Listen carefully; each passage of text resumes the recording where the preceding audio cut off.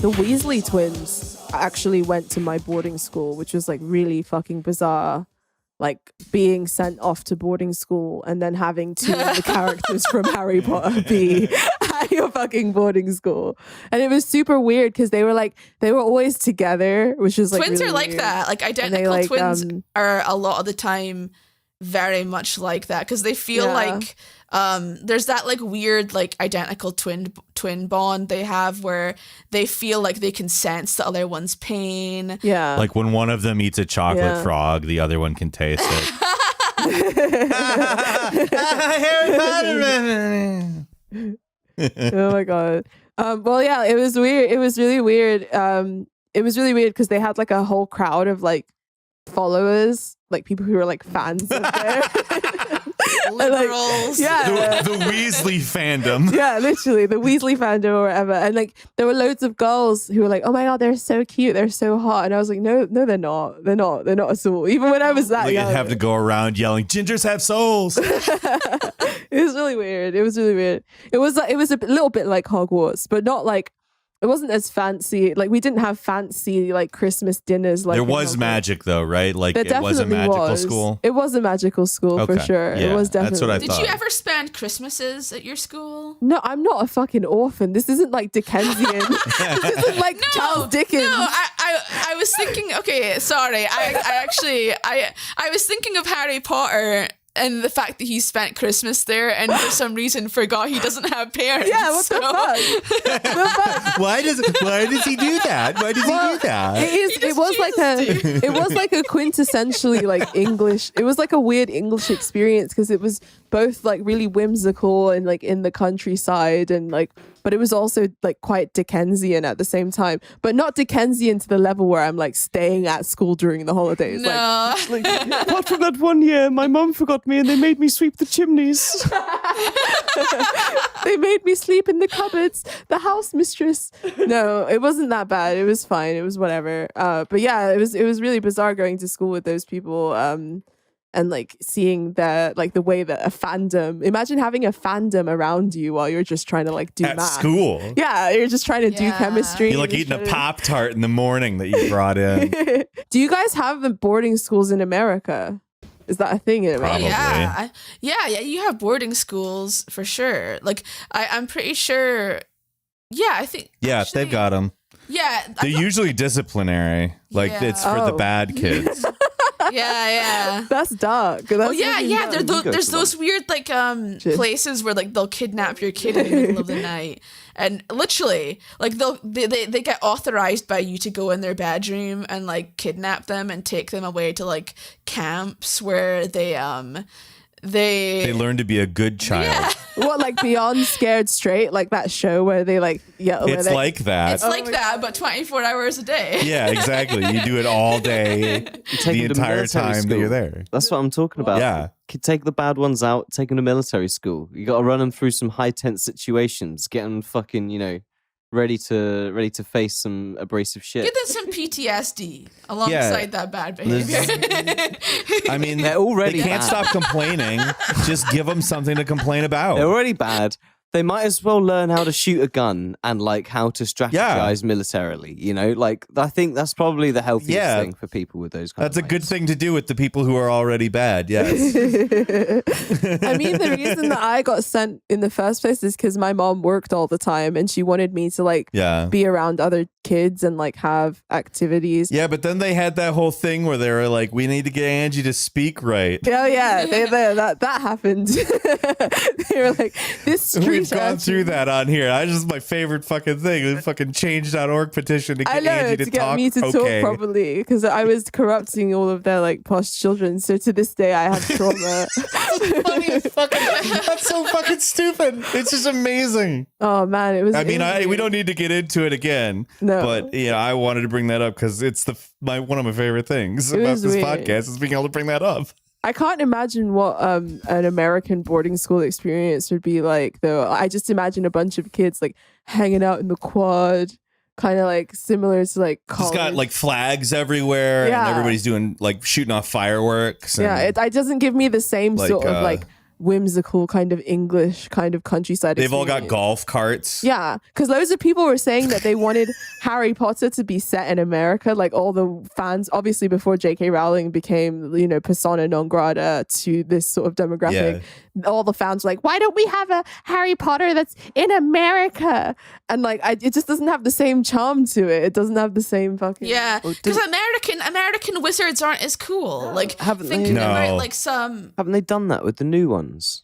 With Johnny Depp and all the rest of it? And they suck. Oh, do they? Yeah, I don't it know. just doesn't have Also the regular Harry Potter kind of sucks too. Yeah, I was never Same invested, flavor. so... What were Like, you... I guess I'm probably not the right one to ask about it. Imagining some like Midwest sounding wizard, like when you have like the Harry Potter thing going on. Like imagining some Midwest version of Hogwarts. Yeah. They'd have like fountain machines. You have the machines that dispense soda in cans.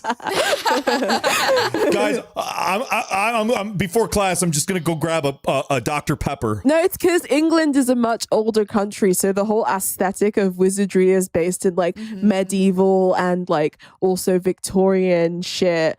Whereas in America, you guys would have like, I don't know, the Boston Tea Party or like Native American genocide and all those things. Maybe their version of the Hogwarts is like the Crucible, like that kind of period. Yeah, that period. The Pilgrims. I like them. Yeah. I think that they need to set it in a modern setting, personally. So you've got all these cool dudes. No, but you who are know like, that all the British kids are like... Yo, I didn't even sleep last night, bro. I'm gonna slam a monster and I'll meet you at class, dude. Yeah.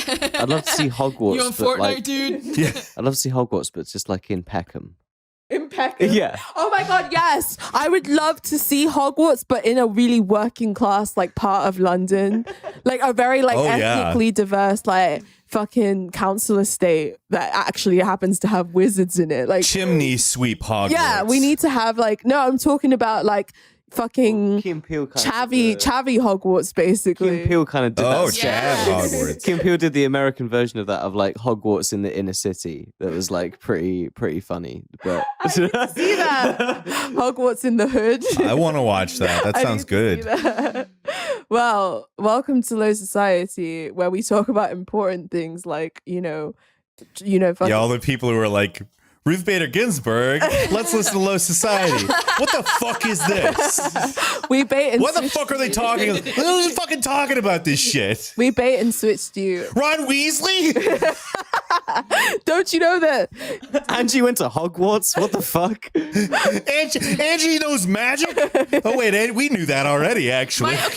My mom told me, when I was a kid, for some reason decided to lie to me and tell me that there was a Scottish version of Hogwarts where they would send their version of Hagrid, who was called Fanny Duff. He would come and collect me. Knowing what Fanny means in your country as opposed to this country. I don't know. Like what is that? She told me that, and she told me that on my birthday I would get a letter, and I guess she didn't think I would. I'm Fanny Duff. Yeah. You're a wizard, Ashley. You're a wizard. And on my birthday, I had a meltdown, and she was like, "You seriously believe that someone called Fanny Duff was going to come and pick you up today?" And I was devastated. Fanny Duff. And I tried, You're a wizard, Ashley. and in Scotland, I brought it up, and I tried to address it with her, like, why did you tell me this? Did you really like want to hurt my feelings? And she was just like, I don't know, I was bored. And I just like, I wanted to stir up feelings of abandonment in you. It's a wonder that you didn't get trafficked if you were willing to follow someone called Fanny Duff to some mysterious fucking place. Like, you really need to watch her, Peter, and make sure that she doesn't You're get a wizard. trafficked. I'm taking you to school. And Ashley's just like, yes, That's what I'm doing. I'll follow you. That's what I'm doing. I'm gonna follow You're this. coming. Get over here. We're going to wizard school. disgusting. Yeah. What a way to set you up for disappointment, though. Or is it like, how long did you go Your along with mom's that? just like, it's not real. Like, eventually, even at some No, point, of nothing. like, She did that all the time. Like she did it with fairies as well. She told me fairies were real. And Fairies was like, are real. Fairies are real. I was take umbrage. I was just bored. I needed something to do. It's like passive aggressive, like Scottish mum.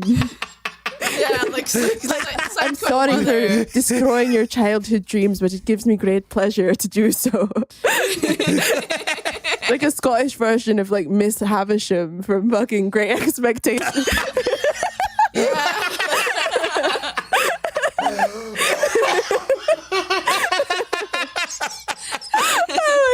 Oh my god! Oh my god! Oh my god! Okay, let's get serious. We have politics. Yeah. We have politics to talk about, all right? Yeah, we've just been making it worse for those Ruth Bader Ginsburg people this whole time.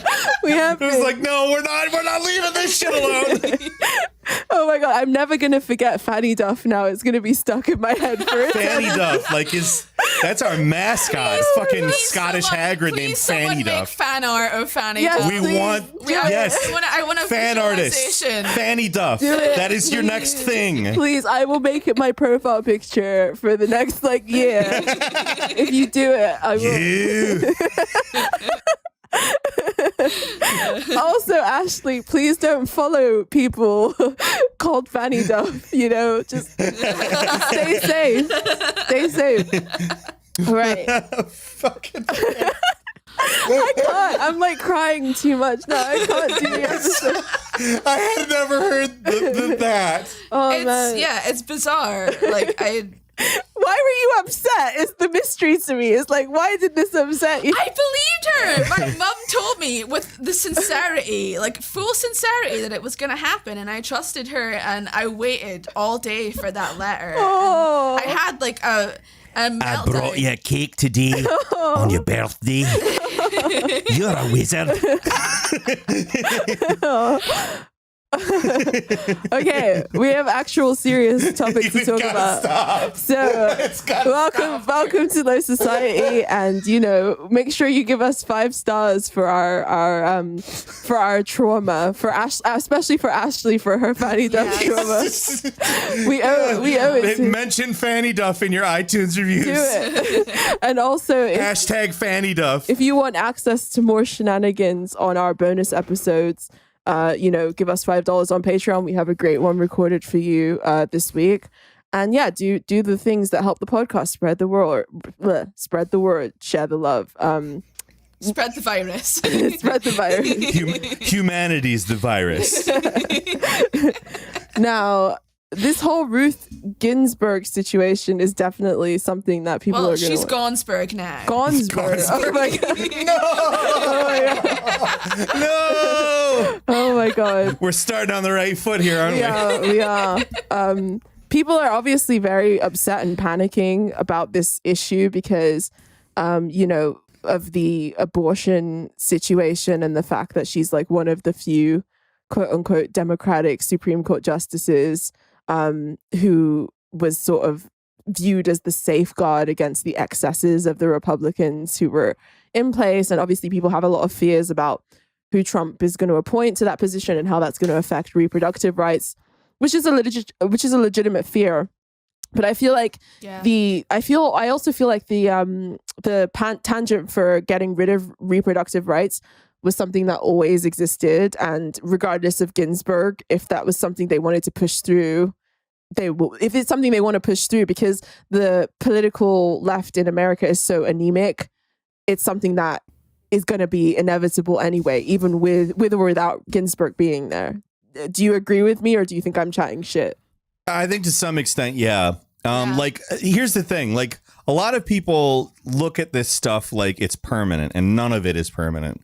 That's what I've been trying to say about the NHS to people who are like, they would never do anything to the NHS. Yes, I've said it to you a million times. I've been so stubborn about that. The NHS is never going anywhere. The UK public would never accept being told that they have to pay for nothing is permanent though. Everything It's is scary. a negotiation at all times, and they give you these things so you shut up, and then they wait until you forget about it and try to get rid of it. True. And that's the thing, that's the reason why, is because I'm kind of skeptical in terms of I mean, obviously she accomplished some things that were incredibly important, but people are sort of acting as if the entire political edifice is going to crumble now that she's gone.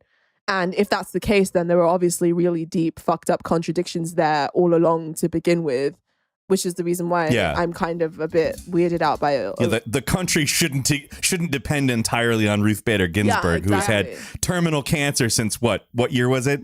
Like 2007, I think. She was diagnosed with terminal cancer in 2007. And she could have, she could have retired. She could have done the right thing and understood that in order to like safeguard her position.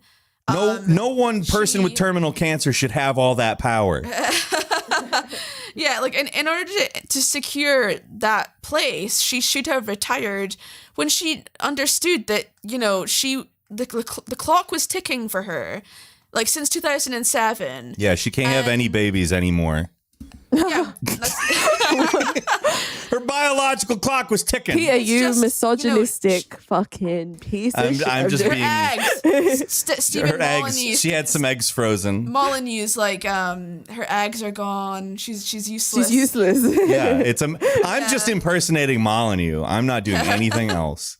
Well, yeah, I mean... But yeah, she could have easily, you know, she could have stepped down at a time where it wasn't so, you know, terrible. Well, yeah. And they say her last words apparently, or like the last thing that she said to someone was that she hopes that she is replaced when there's a new president. And it's like, it's a bit late for that, bitch. Like, you know, like you're literally dying. And it's just so, I feel like it was selfish, honestly. Mm-hmm. And it's... I have to agree with you. And I also keep seeing these liberals saying, like, well, what she thought was that Hillary Clinton was going to be the next president. And she just wanted to be able to give the first female president the opportunity to replace a Supreme Court justice. And it's like, if anyone fucking thinks that way, like the future is set in stone in any way, shape, or form, you need to fucking just get the fucking, like, that's a sign you need to retire. Mm-hmm. Fuck off. You're an idiot if you think that. That's a big no. Absolutely not. One of the things that you said, Peter, that I saw was that you said that you think that this is going to energize the Democratic voting base, a base that was not actually energized before, obviously because Biden is a pretty shit candidate. But you kind of speculated that this would end up energizing an unenergized kind of Democratic base. I don't think that it's going to be like the kind of energy that a Bernie Sanders campaign would have. I think that it's going to be a nervous energy, but at the same time, they didn't have an energy before. Like it was just basically the only one with energy was that woman in the car calling everybody champ.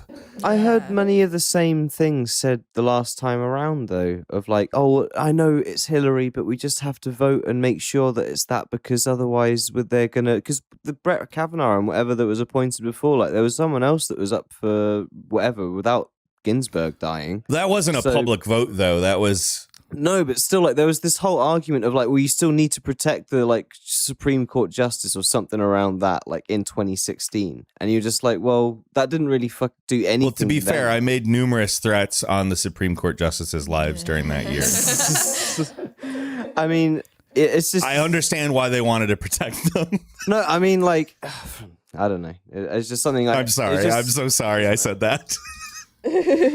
What was I saying? Yeah, it's crazy to me, though, because, you know, people have been making speculations about the outcome of this election, you know, even before it was even a twinkling in any of our eyes, because we were too busy focusing on all the other catastrophes that were simultaneously occurring throughout the last like fucking decade. But I don't really want to hang my hat either way because things are still unpredictable. But I can definitely see how this would be something that could energize that unenergized voter base in a very sort of nervous way. But does nervous energy really ever accomplish? I don't know. That's what I'm thinking. Like, because I don't believe that the nervous energy of the like liberal women in the country is gonna compare to the energy that Trump fans have, which is not based out of desperation, it's based out of confidence. Mm-hmm. And like a lot, like they feel like 100% in with him in a way that like liberal women don't with Biden. They, like or you know, some of them do, but there's got to be that, you know, thing in the back of their head, which is like he's been accused of rape. Yeah. He's been accused of, and he's been terrible on abortion rights in the past. Yeah. It's true. I don't think that it's that these people are going to suddenly love Joe Biden. I think it's going to be that they act with much more fervor. I do think that these are two different things. And you're definitely right about Trump having people more excited for Trump.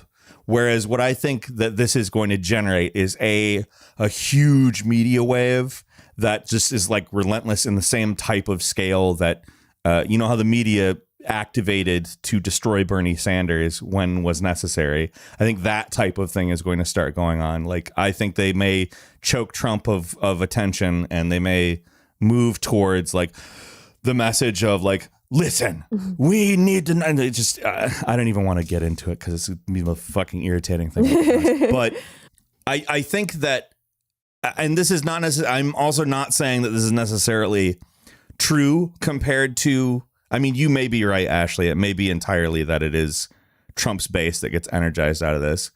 But my initial reaction is, oh, they're actually going to hype up the wine moms, and they're actually going to do things like phone bank, and like I think that might actually, like, they might actually put in work. Yeah, it's true. It's true.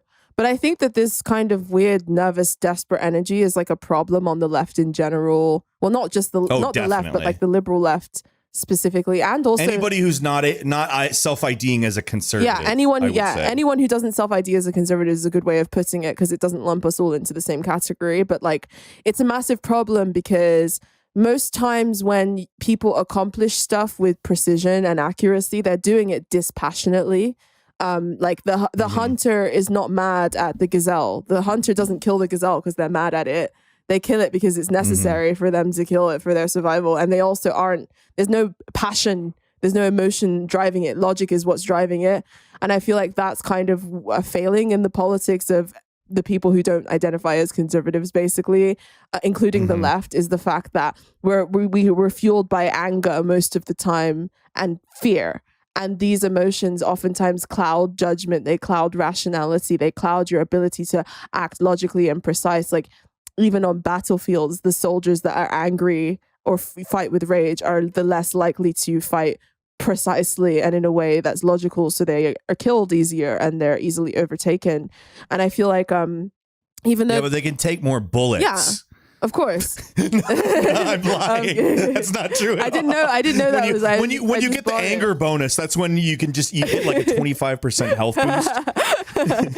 But yeah, I mean, it's like that. That's the thing is, it's like, of course, these issues are visceral for a lot of people, and there's nothing wrong. Like, hunting in order to feed your family is visceral for a lot of people, but when you're actually going to execute the task, there's an element of removedness and rationality and precision that you need to be able to execute your goal, which is what I think the right wing understands better than the left understands. That, you know, they're the Chad in this situation and we're the Virgin. And I feel like, you know. No, absolutely. Yeah. And I feel like it's the operatives intrinsically understand that the stupider they look I mean, it's not necessarily that, you know, by actual fact or anything like that, because I know somebody will take that out of context and say, oh, so you think the conservatives look smart. No, it's about what people believe is smart. And if you're able to look in a manner that appears smart to people, it's absolutely like, that'll work. It's true. More than the nervous energy. You are right. It's true. But that's the thing, like I said, like, because a lot of people are going to be like, oh, Angie's saying that we should be dispassionate about these really important issues. I'm like, no, the issues obviously have a lot of... Well, it's because you're a fascist. Yeah, like, clearly. Obviously. You're some form of Strasser, right? Clearly, quite clearly. But yeah, it's because people are always... It's because people think they're like, oh, you're saying that we should be dispassionate about these like really important things. And that's not what I'm saying. Like, you have to be dispassionate when you're trying to execute goals, is what I'm trying to say. Like, you can be passionate about the issue, it could be something you care viscerally about, but if you're only being led by these irrational emotions in terms of how you act on the political stage, then you're not going to be very effective. Like, there's a certain detachment that you need in order to be politically effective that the left just doesn't. They feel like if they go out screaming, hearts bleeding, they are the loudest, then that means that they're going to be the most effective. And just because you get attention and you're able to get attention doesn't mean that you're actually being politically effective. I saw a tweet that was like, vote. It was literally just vote like she is fucking watching, like in reference to our RBG dying. Oh my god! And what kind of creepy energy is that? That's to inspire? creepy. Yeah, exactly. I don't like that. But she's like the voyeur. No, I think you might be right, Ashley. It might be that you're correct. She's actually, like the void. She's like the voyeur, like in your itself. head while you're in the voting booth. Just like, nope, you're not going to do that. You got to do this. You're not going to do that. You got to make sure that you're voting with your conscience. I hate that whole terminology, like vote with your conscience. So it's so fucking it's so redundant.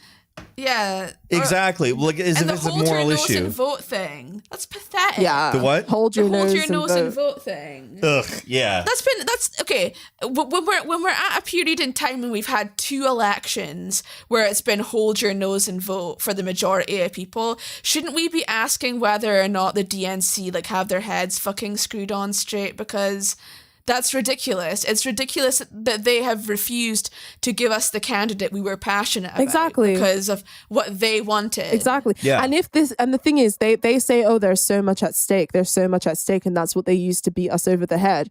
If they're so concerned about the things that are at stake, why wouldn't they have taken the best strategy to protect the things that were at stake in the first place? You know, one of the things that Bernie Sanders had in his universal healthcare plan was, more equal access to abortion. He overturned it was going to overturn the Supreme Court decision that took away federal funding for abortions as well. There was a ton of those protections and rights that kind of came along with the umbrella of universal healthcare and that sort of universalist program. And their subversion of that is now what is putting that at stake. And they're trying to make it seem as if it's our fault. Like, Ashley, you mentioned before we started recording that people are now trying to blame Bernie Sanders for the Ruth Ginsburg. Yeah, basically like a whole band of screeching liberal verified accounts are now claiming that sorry. Oh, sorry. Okay. They're claiming that Bernie is responsible for Roe v. Wade being overturned, that Bernie bros are responsible for women losing their right to get abortions. And it's just, it's ridiculous. It's, it is why I posted all those snake emojis, though. I did do it for that reason. And someone else even said that, like, literally the biggest mistake the left ever made was not voting for Hillary. Which, fuck off about that. Like, a tiny percentage of left people didn't vote for Hillary. I voted for Hillary Clinton in 2016. And it's not because I liked Hillary Clinton. I held my nose and voted. Ugh. Well, what would it have accomplished if Hillary was even at the one? What better would it have been? Do you think she would have dismantled the children caging? Do you think she would? No. What do you think that it would have accomplished? That's my point. And the same thing with Biden. Like, that's my whole point with Biden and Trump. Like, Biden's trying this whole rigmarole. Like, it's sort of a reapproach to Obamacare, but like it's nothing like universalist approach like Bernie Sanders or anything like that. So it's sort of like, what is he really offering versus like minor pandering? Like, is there any actual policies that you're really like voting for Biden on, or is it literally just fear Trump? You must vote because I'm not Trump. Is that if that's the only thing you're able to offer people, then obviously everyone is going to be apathetic and not give a shit about that institution anymore and trying to seek a different solution. There's a big case that, like, the thing that would have been different is that Brett Kavanaugh and Neil Gorsuch would have been put on the Supreme Court.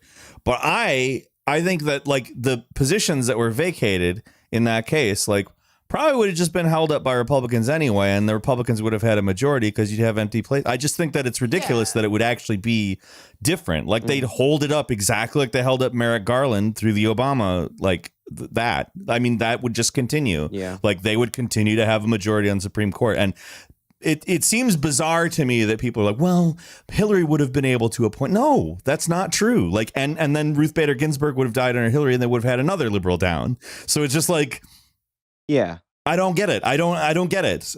So that's my kind of point with the whole like vote, like hold your nose and vote thing. Like, what's even the point? Like, I mean, you say like people should vote, but like honestly, what is the point if you're voting for the same system with two different faces?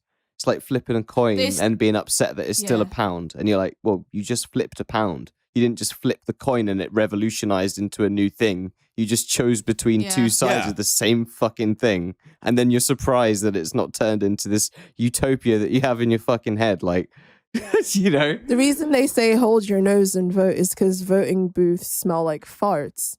That's the reason why. Well, it's because I farted. I go in there and just like, time to fart. I mean, vote. Hundreds of people fought in them. Like, think about it. Like, there are cubicles all day long. Like all day long. Like, it's a smelly place. So, that's the reason they say that. It's a good way to smell farts and get COVID. Yes, the unwashed masses coming out to vote. Yeah, the unwashed masses. No, not them. Anything but the unwashed masses. Farting they don't wash. But yeah, I mean, it's pretty crazy right now because people, like all of the polls that I've seen are either 50-50 or Biden has like a slight, like little tiny advantage. My God, though, just the absolute madness of these people flipping on Twitter. It's been like 24 hours of insanity, of just like the craziest like dog shit takes I've ever seen in my life. Are people really like taking this shit seriously though? Like, what is it? Oh yeah, they're taking it like. I've seen like Twitter women, who, those verified liberals, like literally tweeting that their whole house screamed, that they've been trembling and being sick from fear. Oh my God. They're melting down. Oh my God. Not good because they viewed her as like this okay, RBG is the liberal women's Jesus. Yeah. Like this is basically their 9/11, their crucifixion day. Yeah, there's feel goddess. Terrible. This is kind of reminiscent of some kind of goddess worship. Like they're acting like she's Athena, like she's this Athenian figure on Mount Olympus and she's fallen and they're all like, mourning and tearing their clothes and spreading ashes all over their faces. And it's like there are deeper problems than just this one figure. And if this one figure is truly all that stood between you and your reproductive rights, then like that means there are serious problems in the system that are bigger than this woman that we need to be organizing around. They have candles. They have those Jesus type candles with her face on them. Oh my God! Burning. Yeah, it's goddess worship. So it is like that. And as a witch, I understand the impulse, but you need to not do that to like politicians and like. But even then, why not? The same way they create an effigy of virtue with people like Ginsburg and Hillary Clinton, they also create an effigy of hate with people like Trump. So they hate him to the point where he's completely dehumanized too. He's like a Satan. He may as well be like a Satan in that regard because they've like, and even things that aren't his fault, and even things that aren't things that he's caused are automatically his fault too. Like all the problems in their lives are also automatically Trump's fault because they've effigized him as a hate figure. Yeah. Did you see the video of him learning that Ruth Bader Ginsburg had died? I saw that. Yeah, I did see it. I saw it. He basically had like a very kind of human reaction And people, yeah, I thought it was very genuine. People, and it's because he's getting old too, and he lost his brother this year, and a lot of people in his age group are dying, and he obviously has to face mortality like we all do. And that's a heavy thing for anybody who is a human being. And yeah, people do really think of these political figures like they're inhuman, and it's the system that's inhuman. Most people, there are some people that are inhuman because they're like, most people aren't that, and most people are human, but they operate under the incentives of an inhuman system that makes them do inhuman shit. So, you know. Yeah, I mean, Trump is, I mean, he's extra. He's on 24/7. But like, if you watch this thing, it takes him a bit, like, he's actually genuinely kind of like, oh, really? It took him some time to slip. Yeah, and he had to slip into the exactly. He had to slip into the bit. He had to look down, close his eyes, put his hands up, and literally take in a deep breath. Like, okay, she was a good woman. Showtime. Even if you disagree, she was a wonderful woman. And it's like he had to turn it on because it disarmed him, and you don't see that with him ever. But he is a human being. And as much as like people don't want to admit, especially people on Twitter are like, look at this amazing performance by Donald Trump, the inhuman monster who's incapable of thinking and feeling on his own. It's just a dude who just learned a thing that he didn't fucking know happened. But the meltdown aspect is the thing. It doesn't surprise me because they did the same thing when Trump was elected as well. Like the kind of and I understand that, yeah, obviously Trump's election doesn't mean good things. The fact that Ruth's death leaves this void in the Supreme Court is also not a good thing. But the way that these rich, usually upper middle class, like upwardly mobile people do these like grief displays, almost as if it's like performance art kind of levels of melodrama, displays of grief whenever something in the political domain happens that they dislike or disagree with.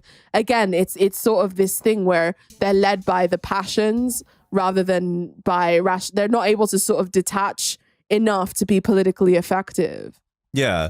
And Trump, I would say, like, his reaction is it's so like, I think it will resonate with people because it's not that. It's like, if you've ever seen like a normal person learn that an acquaintance died, not necessarily a close friend or anything, but like an acquaintance that you have some degree of interaction with or deal with in some way, it came off like that, like an exceedingly normal thing, which is not something you get out of Trump much. And I think that might make it land.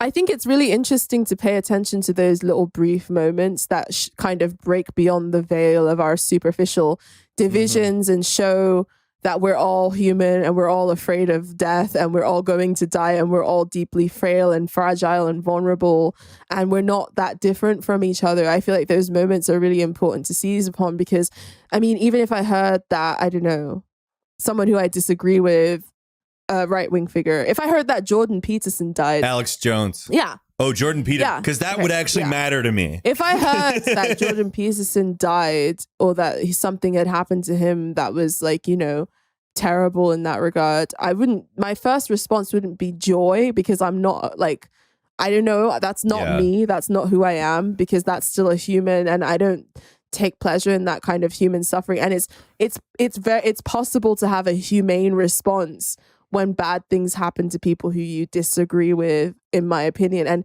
I don't see why. Well, remember when he was addicted to benzos and everybody was just like, haha, that stupid piece of shit. He should be addicted to benzos. He should have to go to fucking rehab. But it's because they think that way. They expect people on the right to think that way, which is why they were surprised by the fact that Trump was just like, oh, fuck, that's really sad.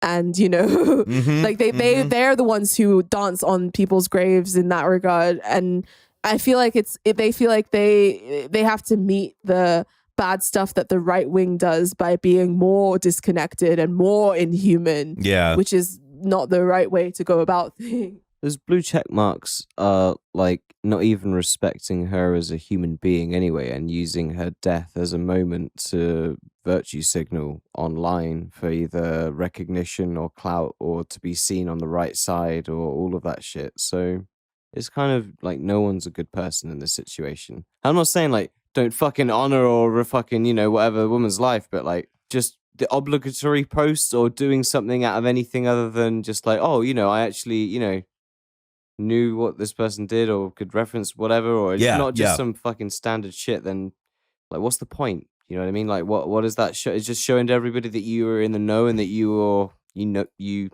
agreed that this was a good person, or like what the fuck does it show?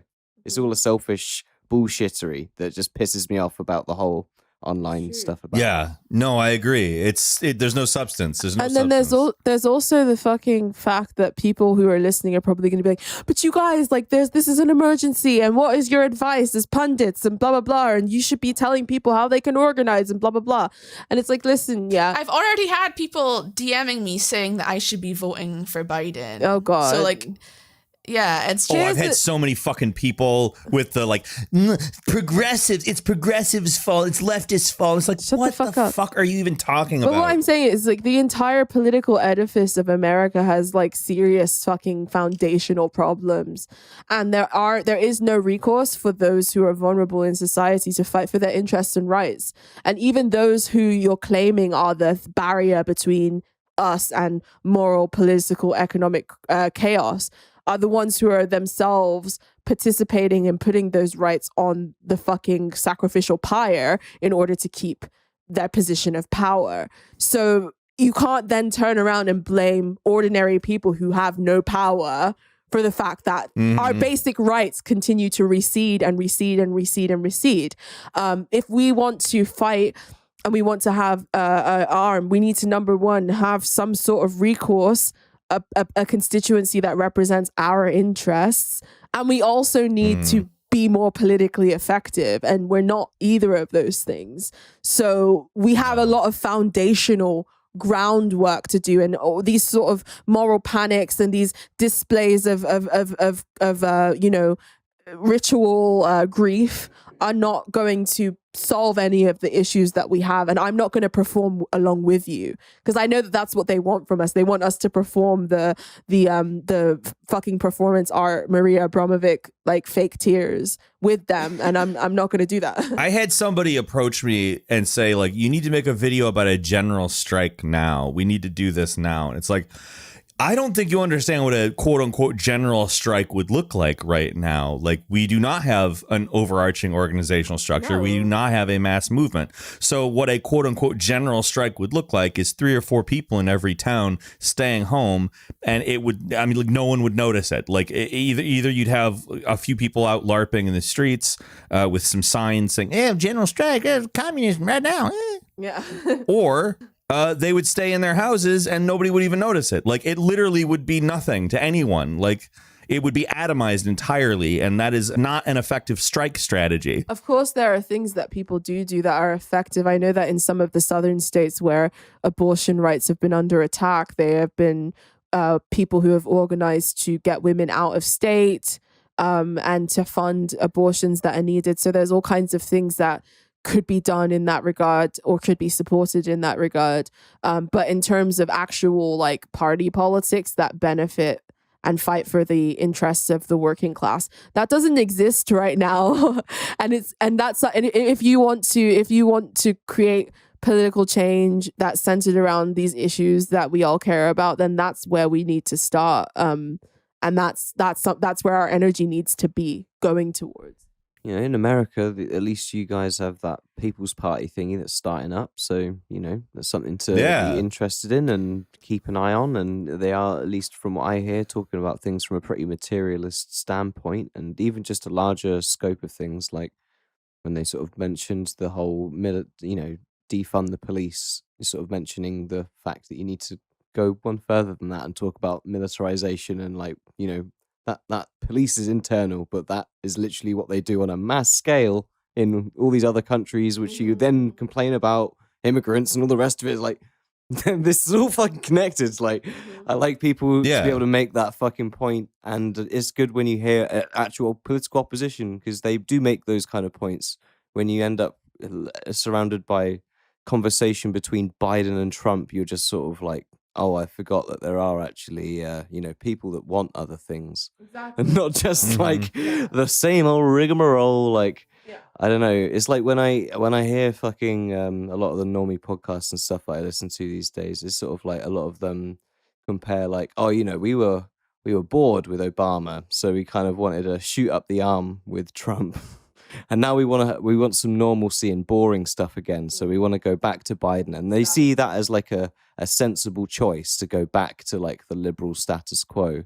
When like, and then you hear people like in this Marxist climate scientists from the People's Party say, we don't have fucking time. We don't have 15 years. Like, we got to do shit about this yesterday. Like, we have to change your entire economic model, not just for us, but like for the planet. Like, this isn't just like a fucking around thing anymore. Like, we can see the sky is red in San Francisco. Like, you know, it's not just, you know, time for us to sit around and have another 4 years or another 8 years of fucking bullshit.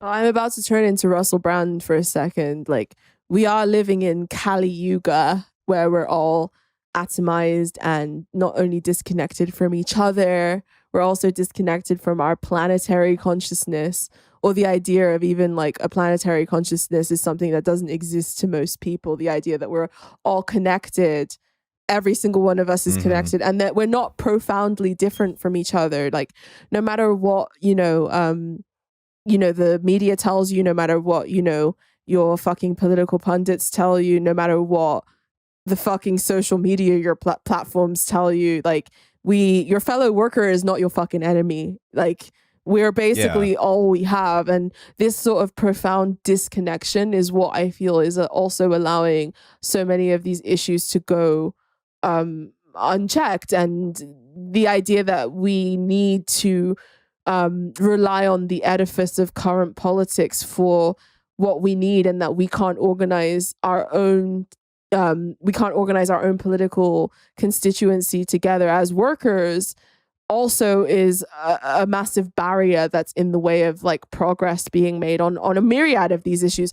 And until we get our shit together, we're going to continue to see our rights recede. And don't think that the fucking Democratic Party is going to be the thing that like is there to protect you from moral, economic, and political chaos, because it hasn't for the last fucking 100 odd years, and it's not going to fucking start now. You know, we're behind you. We don't even have we're still clinging to the Labour Party and the idea of the remnants of the good people left from the previous administration being there to still try and like savor some sort of like, hope for a real meaningful opposition. But I'm yet to see anything delivered. No. There's always the spicy PMQs, and isn't Keir Starmer doing so well? It's like, well, is he? He's not. He's like He's like controlled opposition. Like watching, it was a complete right wing coup in this country, because when you watch the parliament procedures happen, it's so obvious that Labour is now controlled opposition, that they're just puppets to say all of this sort of lefty sounding things so that it looks like there's some kind of opposition. And like fucking Boris Johnson's just sitting there all comfortable, like, yes, say the thing. Just say it. Go on, say it. I will go outside and put on my bike helmet. Yeah, literally. Like, it's so obvious that they're like controlled opposition. It's like the British leftists, like, they get excited, like, oh, Boris Johnson was proven to be incompetent today. You're like, yeah. I mean, it's fucking Wednesday, my dudes. In other news, he's been incompetent his whole fucking life. Yeah, like, for as long as I wouldn't be surprised if the Weasley twins are like his like fucking bastard illegitimate son. I think that is part of why I never really enjoyed Harry Potter as a kid, because I did kind of get the sneaking suspicion they'd all be posh Tories. That you didn't really see any like working class kids or ruffian kids. I mean, the bad one was fucking Draco Malfoy, who essentially was like a slim version of fucking Boris Johnson. No, he was like the Jacob Rees-Mogg, I would say. Like, Jacob Rees-Mogg definitely has like Slytherin energy for sure. That's so much he has true. Slytherin energy. Well, I feel like Boris Johnson has Gryffindor energy. He's that fat one. Which one? The fat one in Harry Potter. What, the one that got hot? The one that got hot after... That's, what's his face? Fuck. The sexy one. Neville. Yeah, Neville. Yeah, mate. Boris was fucking Neville all the way. Oh my God. He had like all that privilege to just carry him all the way to the top, all the way to being Dumbledore. That's what's happened. You've got a fucking Neville Longbottom running fucking Hogwarts, and everyone being like, oh, isn't he doing a bad job? Like, obviously, he was bad in fucking school, and now look at him, like. It's fun. The bike helmet. I'm telling you, the bike helmet is all anyone ever needed to know. Is that picture of him in the bike helmet? The bike helmet is like the Tory sorting hat, basically. Well, just around that bike helmet was around the time he rugby tackled a small child. Yeah. Yes, it was literally. I think it was the same year, wasn't it? Yeah, it was. It was close, and the same year that he came down on that zip line in a harness, very revealing harness. But none of us All wanted of to the see. Boris Johnson shit is this fucking hilarious. You can't, like, the thing is, you couldn't even write half of it. And Charlie Brooker tried, bless him, but it was too close to the truth. Like, it was just. It's ridiculous at a certain point. Like there's an amount of distance to American politics, so I feel like I can be more cynical and mean about it sometimes. I've been trying to be a bit like kind in recent episodes, but like you worry about seeing your guys on the street somewhere. Like, but British politics is just so close. It just seems it's so absurd. Like the reality of it is so absurd. Like the fact I saw Boris Johnson in Waitrose when I worked there. With his goofy fucking grin when he was our local MP, thinking like everyone knows he's a knobhead and everyone knows he's like a completely useless, like that class of useless people that just like there's so many of them in England. Comes in and buys radishes. Yeah. What's wrong with you, man? And then like just to see him now, like as Prime Minister is just it is so. I guess it must be as surreal as seeing Donald Trump as Prime Minister. I'm just having my own moment here, but it's just so weird. Yeah. We watched Donald Trump on Celebrity Apprentice before he was president. It's a similar weird feeling, but like it is a sort of degree of separation that you guys don't have. If you live in London, though, you rarely see posh people unless you're like go to particular areas of London. Maybe you don't, sweetheart. Oh, here we go. Because he works in fucking Soho, and Jake just has to go out to the bins.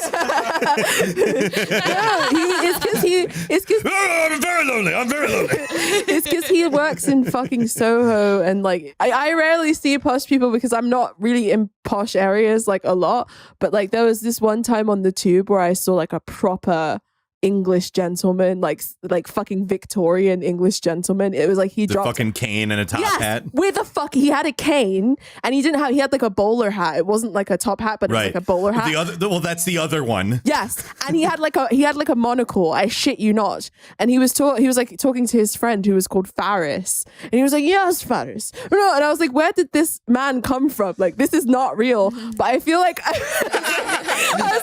was like, "What kind is this? The Sims? Did some like sim player just like drop this man on the train? Like, what the fuck's going on?" And like I feel like Americans think that all British people are just that way. Like they don't know that we're just as ratchet and just as like it's really like the best grift in the United States. Scotland, it was like the complete opposite because like you would see so many of those people, and I think it's because I live in the same area as Balmoral Castle, so like the Queen is there, so like you have a ton of like these old money old people who are like fucking the old Scottish counts.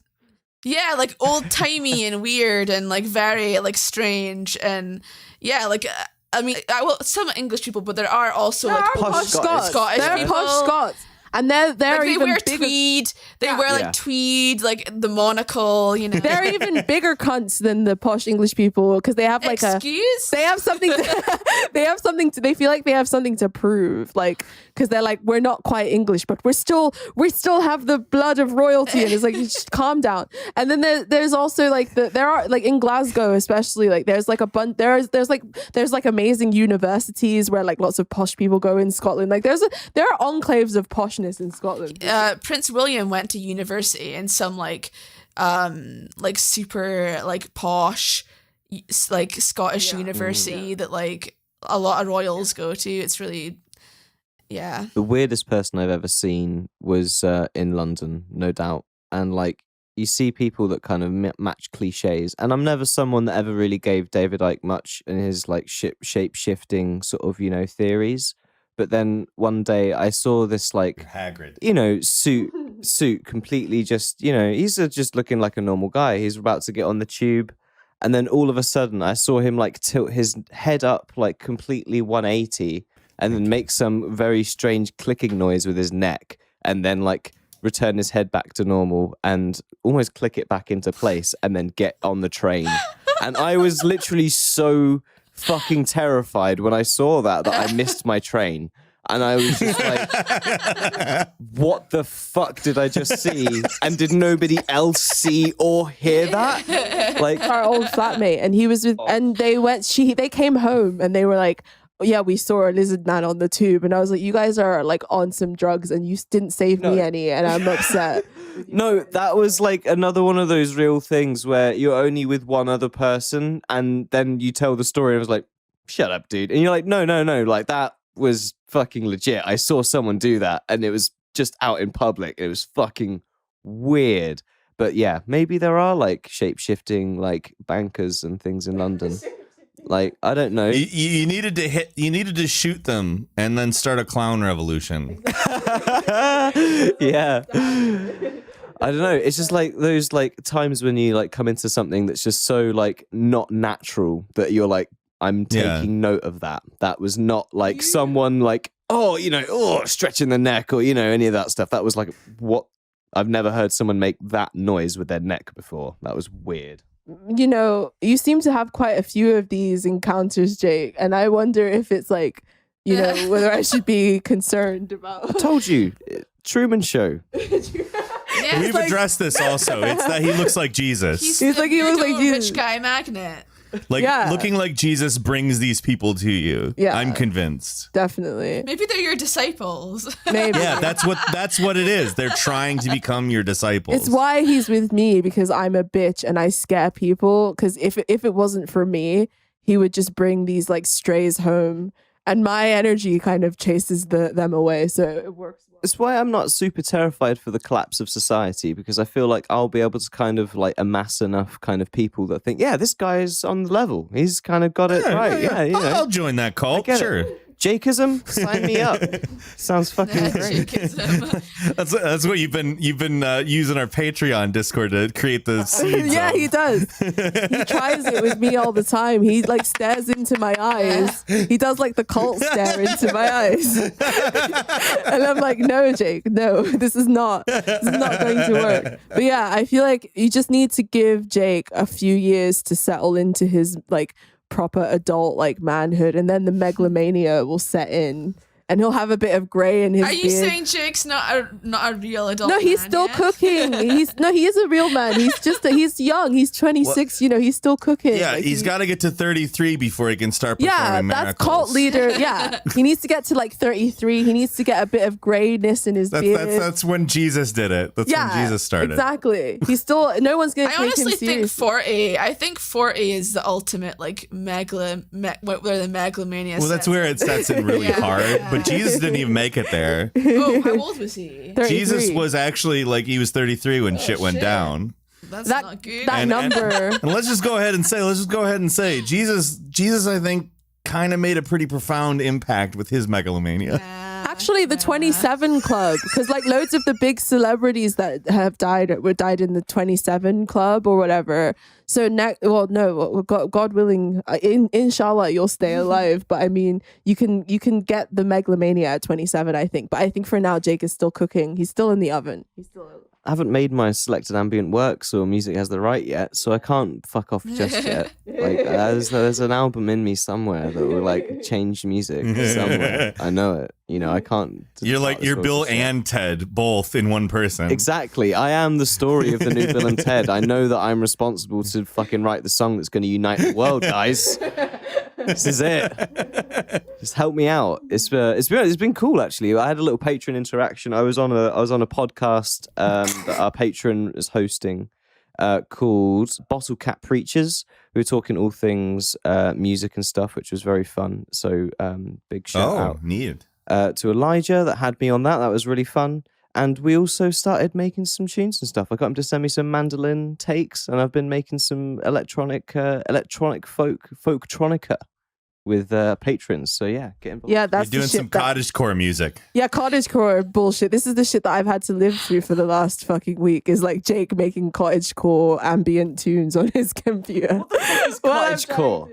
Okay, cottagecore is my new aesthetic. Like, I'm so into it, and it's all TikTok's fault. Like, basically, it's like a whimsical romanticism of country life, basically, and it's like an aesthetic that people are getting into. Like, My music's not like that. well, you said like folk. It's folktronica because it's got mandolins in it and it's using like, samplers and all sorts of crazy Anyway, this is dragged on. We're an hour in, so thank you guys so much for listening to this really weird episode of Low Society. We know say that every week. Yeah. Yeah, it's like, thanks for listening to this weird episode. It was so All weird. of them It was are weird. weird. It's because Thank you. I'm socially awkward. Yeah, we just keep making it weird. That's the problem. I'm a quirky girl. I've got quirks and weird affects.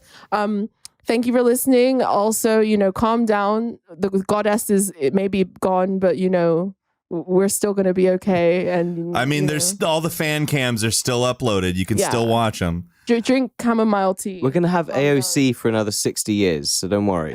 Like we've got plenty We can make AOC fan cams all day. That's one we can all, get down to for sure.